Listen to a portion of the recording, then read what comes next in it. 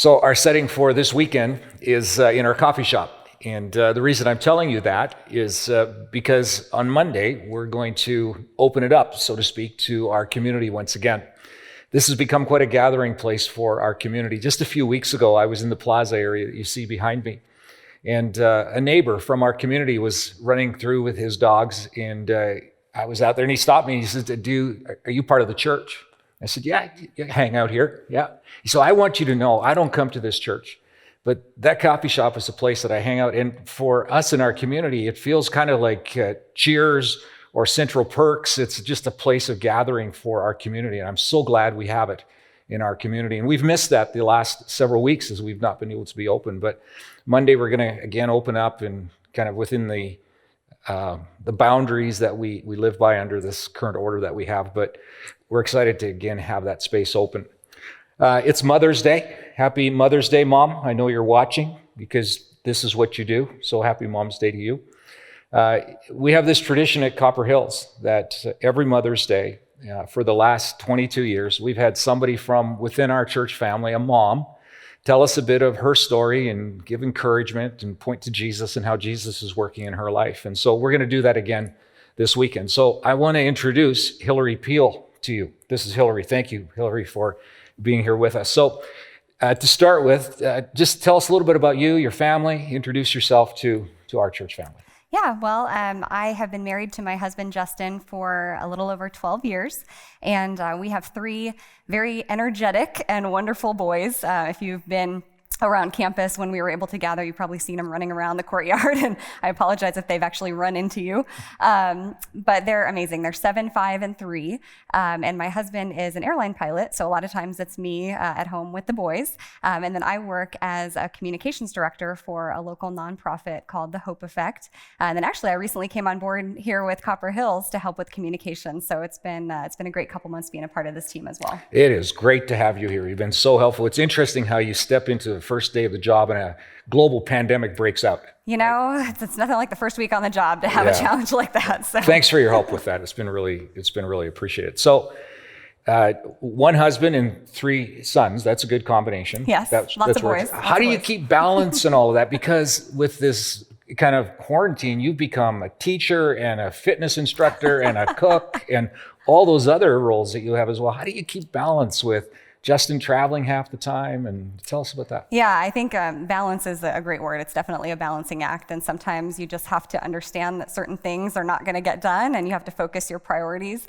A lot of times, you know, I'm not very put together. So thank you for giving me an opportunity to kind of get dressed and wear pants with a non-elastic waistband. This is a big deal. You know, with working and then having the 3 boys, a lot of times it's hard work, but it's super rewarding. Maybe not very glamorous though. I can think of actually one example just a couple of months ago where I actually had an occasion to get dressed up. My nonprofit was doing a fundraiser in the evening. So I went and dropped off my littlest guy at daycare in my typical mom uniform, yoga pants and a hoodie and a messy bun under a baseball hat. And I let the teacher know, hey, I'm going to be picking up Nolan a little bit early today to take him to the babysitters because I have this event. And she said, okay. So then fast forward to the afternoon when I went to get him. And I go into his classroom and I'm talking to the teacher and I'm gathering up my son's things. And after about a minute of conversation, she stops me and she goes, now who are you here to pick up?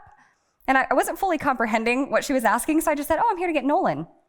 And she kind of looked at me in silence for another second, and she said, I'm sorry, have we met? And I said, yes, we've met every day for the last 3 months, and actually talked to you for about 10 minutes this morning, but I guess I just looked really gross. And so I realized, 2 things in that moment. Number one, my husband, who is a wonderful, wonderful man, is also a big liar because he tells me every day, oh, you look beautiful. It doesn't matter what you're wearing. You look just as beautiful in sweats. And clearly, in reality, I'm completely unrecognizable. And then the other thing is just this is the stage of life that I'm in. You just kind of have to embrace it and enjoy the yoga pants. And that's okay because this is just where I'm at. He's a good guy. He's a good guy. He's a good guy. Yes, he is. Okay, so I know a fun fact about you that you probably wouldn't tell anybody about unless you were asked about it, but you were Miss Arizona. I was. Tell us about that. I was. So that was pre yoga pants and messy bun. And I don't mention it because, yeah, like you said, it was many years ago and many kids ago as well. But it was fun. I had the opportunity to compete in the Miss America pageant and really just travel the state and the country, actually, and just meet some incredible people. And it was a long time ago. It's, not as big of a part of my life anymore. So I'm just kind of in a different phase of life. But it does play a role in the story that I'm going to share with you today. So it did feel appropriate to bring up today. Yeah, so that's why I wanted you to come, because you have a really remarkable story. And I'd love for you, to the degree that you want, to share a little bit of that with us. I know a part of it is deeply personal, and it's tragic, it's graphic in one sense. So to the degree that you feel safe to share that, tell us a little bit of the story of how this wonderful life of yours has unfolded. Yeah, well, again, thanks for asking me to share it. And just to back up a little bit, to give you a sense of kind of my upbringing and my childhood, I was born and raised in a pretty typical household. Grew up in a family with two parents and an older sister, and grew up in a Christian household. Went to church every Sunday and formed my relationship with Jesus pretty early on. And nothing really remarkable about my childhood. I was kind of the goody two-shoes, always got straight A's in school, participated in a lot of sports and clubs and activities, and just kind of had your traditional great childhood, I would say. And as I started to get older and go into high school, I started kind of to map out a plan for my life, right? And I decided, hey, after I graduate high school, I'm going to go to ASU, Arizona State, and I'm going to major in journalism, and I'm going to kind of focus on communications and, be a reporter, and I'm going to travel the world, and it's going to be great. So my first year at ASU, everything was going according to plan. I moved into an apartment actually with my older sister, so it was kind of my first little taste of freedom. And I was doing well in school, and got my first job at a radio station, and so I kind of felt like, okay, I'm doing a little bit, okay with this independence thing. And at that time, that's when I started competing in pageants. So it was kind of a fun, just extracurricular hobby. Then my sophomore year, more of the same. Everything is going well, and I'm still enjoying school, still working. And it was in the fall of my sophomore year that I was preparing to compete in a local pageant that would qualify me for the title, to compete for the title of Miss Arizona. And I just kind of felt like everything was going according to plan, until one night that fall when my entire world was turned upside down. I came home from a night class at ASU, and I went to the gym at my apartment complex, went back to my apartment and got into the shower. And when I got out of the shower, a man had broken into my apartment, and he was waiting for me in the hallway. I opened the door to the hallway, and he surprised me. He threw a towel over my head so I couldn't see his face. And he held the knife to my throat and forced me back into my bedroom, and he raped me. And I can easily say that was the most terrifying experience of my entire life. I tried to fight, I tried to get away, and each time he threatened me again. And I really didn't know in that moment, am I gonna live? Am I gonna die? Will I ever see my family again? I had two roommates at the time. I had moved into a different apartment with two friends from high school, and neither of them were home when the man broke in, but one of them came home during the attack, and he threatened her as well if I tried to scream or get help. Thankfully, after he was done, he fled the apartment and without hurting me any further.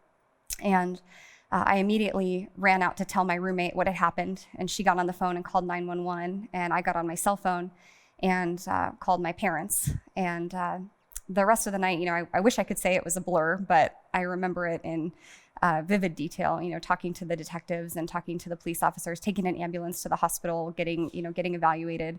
And it was just the most horrific night of my life. How, the aftermath of that, the immediate days and weeks following that, how do you handle that? How do you deal with the trauma and no doubt the questioning and all that? What's the aftermath immediately following? I was devastated. I mean, my entire world was rocked. You always think things like that don't happen to people like me. And that was my thought, is I was doing what I was supposed to be doing. I was following my plan. I was in my apartment with the doors and windows locked, and that's supposed to be your safe space. And I thought, how could this happen? How could this happen to me? And then, you're just trying to deal with all these emotions and all these feelings that hit you all at once, and then they continue for a long period of time. The first thing was kind of this denial. Like I wanted to just pretend that it didn't happen, and wanted to believe that I had just made the whole thing up. And then the anger, the anger that this man thought that it was okay to do something like this, to just come into my life and destroy it and then just walk away without a care in the world. I was so angry at this faceless man because I never saw his face. And then there was just the sadness and the loneliness, feeling like nobody understood what I was going through. Nobody knew what I was feeling, just feeling very alone. And I'd always considered myself kind of a happy, upbeat person. So it was difficult to just feel so lonely and so isolated. That's another thing, the isolation. A lot of times when something like this happens, people don't know what to say. It's hard to go up to somebody and have a conversation when you know that something like this has happened. And so I felt like a lot of the friendships and the relationships that I had made throughout the course of my life, I could just see them kind of falling away. And so it was just really difficult to deal with all of those emotions. And, I kept trying to kind of go on with my life. But at the same time, I felt like the world was moving on without me. You mentioned, I'm thinking as you say that, you mentioned early on that you grew up in a family of faith. But when something like that happens, faith can run out pretty quickly, in that it doesn't answer like why it would happen and what role, if anything, like God could have played in it, might have played in it. How does faith intersect that for you in real kinds of terms when there may not even be answers for it? Yeah, I don't know how I would have gotten through this without my faith, because even though I had that as the foundation, it was still extremely difficult. But somehow I knew in that moment that I had a choice. It would have been really easy to be mad at God and say, why, God? Why did this happen to me? How could you let this happen to me? And it would have been really easy to turn my back on him. But honestly, I felt like the only thing I could do at that moment was cling to him and cling to Jesus, because Jesus was the only thing I had left. And so I made that choice, and I just continued to just dive into my faith. And as I did, I started to realize some things that God had been with me all along throughout this event, and that God would still be with me in the future. And I say that because looking back in hindsight, I was able to kind of identify some places where God showed up that in the moment as I was living it, I didn't even realize it.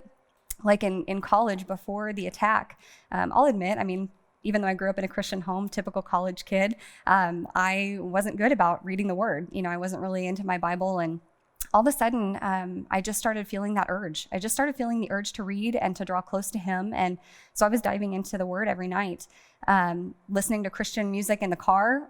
And I know that sounds like such a small thing, but it just kind of keeps your mind focused in that right place. And then I'd never really found a church over in Tempe. When I was going to ASU, I never really found a church that I had considered my church home. And so I started driving back to attend church with my family an hour away. And looking back on it, I really believe that God was preparing me for what was going to come. I think that he was telling me, Hillary, you need to draw near to me because you are going to need this foundation of faith, and you are going to need me when this happens. So draw close to me. And then even during the attack, I know that he was with me. And I know that might sound odd because, as I mentioned, I was terrified. But in the middle of the attack, I had this thought. And I know that this wasn't a thought that I would normally have, because I thought, Hillary, you need to forgive this man. And I can only describe that as a God thought, because I even in my own life currently, I don't have the thought, oh, you need to forgive this person when they did something wrong to you. But I knew in that moment that I had to forgive him. And then also, as I was in the midst of the attack and wondering if I was going to survive, I was scared, of course, but I also felt an overwhelming sense of peace, because I knew that even if I didn't make it out, that I was going to be with Jesus. And oh my gosh, the sense of peace and security that gave me was just incredible. And then after the attack, I know that the Lord was with me as well, because as I was processing a lot of those emotions, I can remember one specific time where I was alone in my room, and I can't even really say that I was praying. I was just kind of having a pity party and thinking, again, I'm so alone. Nobody was there with me. Nobody can understand. Nobody knows what I'm feeling because nobody was there. And this is the closest thing that I have felt to or heard an audible voice from God, but I just felt so clearly, I know what you're feeling because I was there with you. And in the middle of my pity party and my tears, the biggest smile just came over my face, because in that moment I knew without a shadow of the doubt that the Lord was with me, and he would always be with me, no matter what. Okay. I'm kind of stuck on the forgiveness thing that you said. How does that happen? Does that just all at once, it's forgiven and you can't forget the thing? Right. Like it comes back, I'm sure. How do you get to that forgiveness place? Yeah, I would say it's absolutely not kind of a one and done thing. You know, I had that thought, but it was a struggle. And I'll be honest, there are times when it still is a struggle. My attacker was never caught. And so I still don't really have a face or a name. I don't have any justice. You know, it just kind of feels unresolved. But I've had to learn how to forgive, even though there's been no justice, there's been no consequence, there's been no opportunity to interact with him. And that's where I really have to rely on Jesus, because Jesus says, forgive as I forgave you. And people often ask me, you know, well, does that mean you don't want him to go to jail? You know, do you think that he should just kind of go free? And I said, absolutely not. Forgiving is not the same as forgetting, and forgiving doesn't mean that there aren't consequences to your actions. But if I had the opportunity to speak to him and to address him directly, I would want him to know that I forgive him. Because what if I'm the only interaction that he has with a follower of Christ? And what if I approach him with anger and hatred and bitterness, and that's what he sees of Jesus? That's not what I would want. I would want him to see the grace and the forgiveness and the love. And so I think there's definitely, you know, there's a balance. There's forgiving somebody, but then there's also wanting him to pay the price for what he did. But it is a struggle. You know, I'm not going to say that it's easy. And it happened 15 years ago, and I still have moments where I'm still angry. But I know that I have to lean on Jesus for that. You know, it's not uncommon for any of us to ask the why question of God, right? And I'm sure that there have been your moments where you've done that as well. And oftentimes you'll hear the answer to that, well, God has an ultimate purpose to it, and I don't need to know the purpose. And there's some truth to that as well. But it seems to me, I mean, if I'm right, sometimes God's purpose isn't in getting an answer to why that happened, but there are just lessons through the course of it that we learn. That I don't know if he wants to teach us those lessons, or it's just something that we learn as we go. What would you say you've learned about his character, about who he is, or how this has impacted your journey with him because of the kind of the restful faith in him? Yeah, well, I'd say first and foremost, you can't do life without him. You know, I loved what we were talking about just last week, where you have to invite Jesus to be a part of your life intentionally every single day, because you don't know what life is going to bring, but it's certainly better when you're living it with him.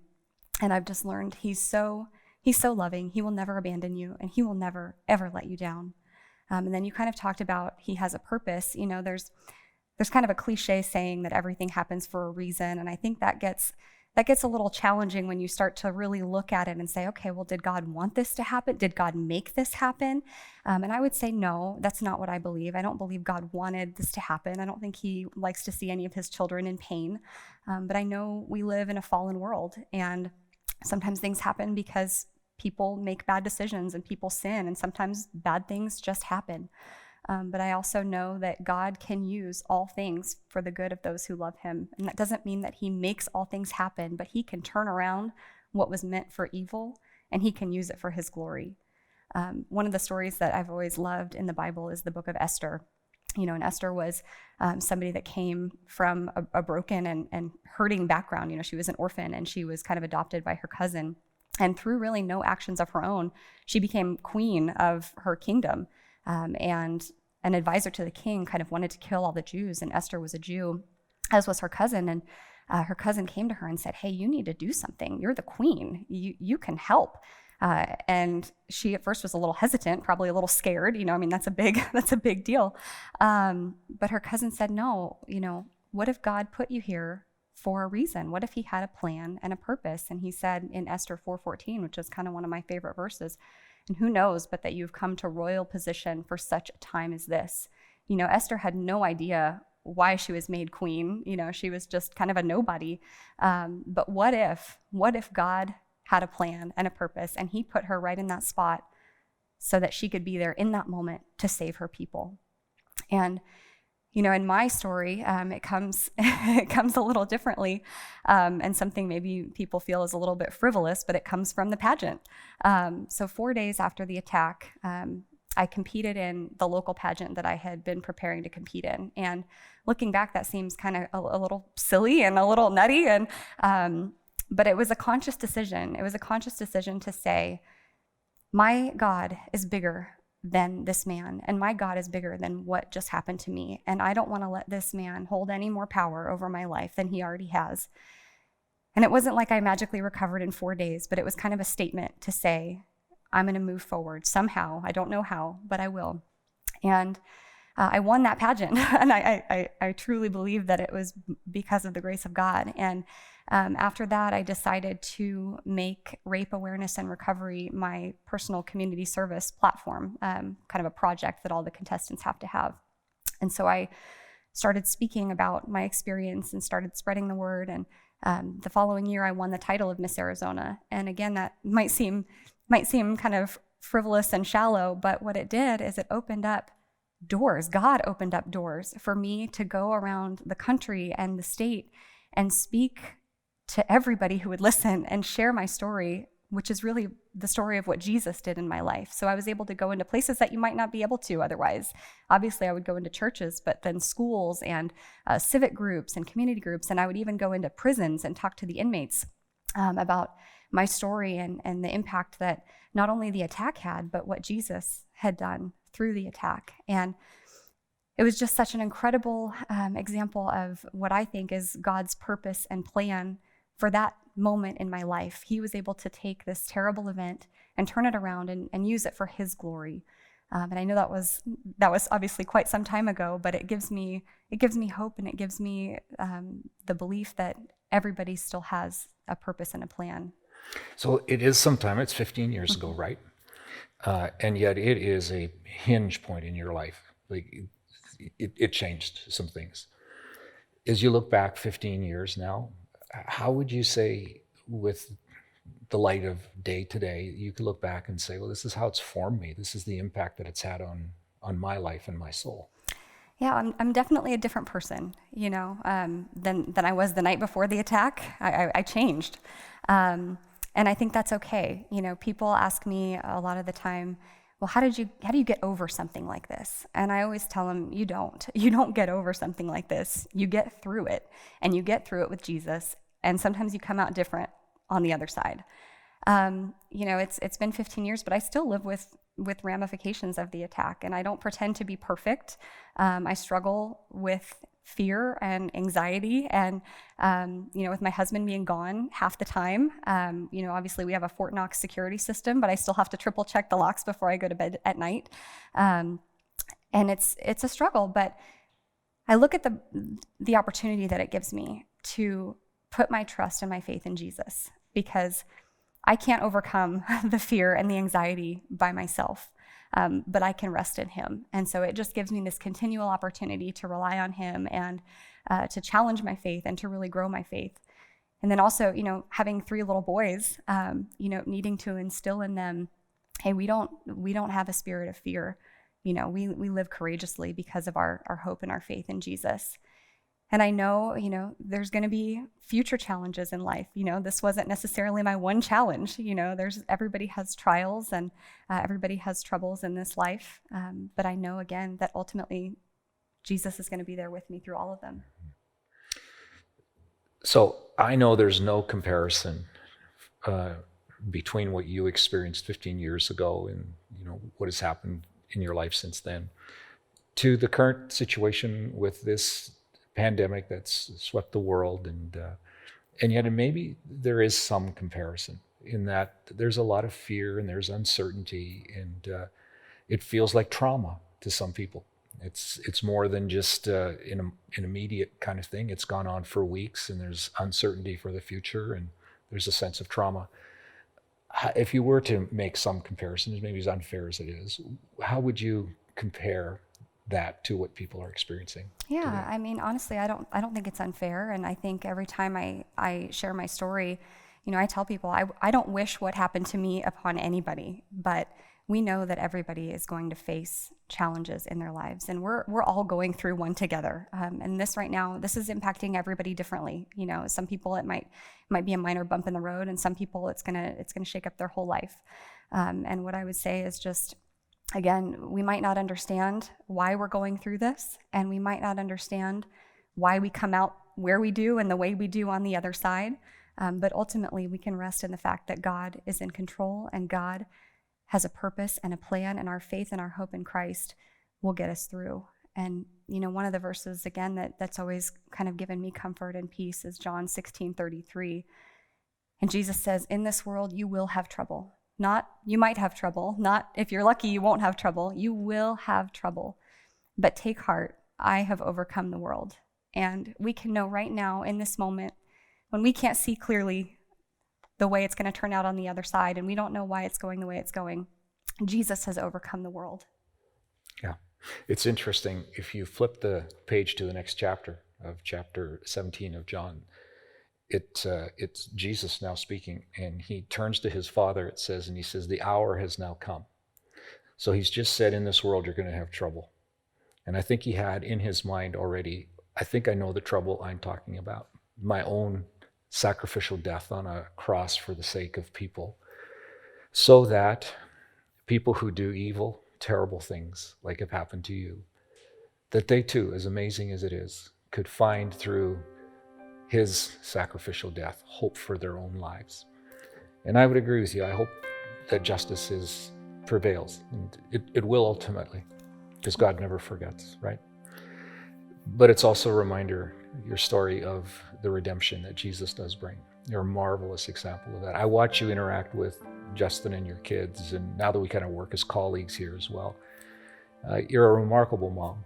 Thank you. But this story, though it has shaped and molded you unquestionably in some ways, you are just a remarkable example of what just trusting, just leaning without some answers on Jesus can do in the human heart.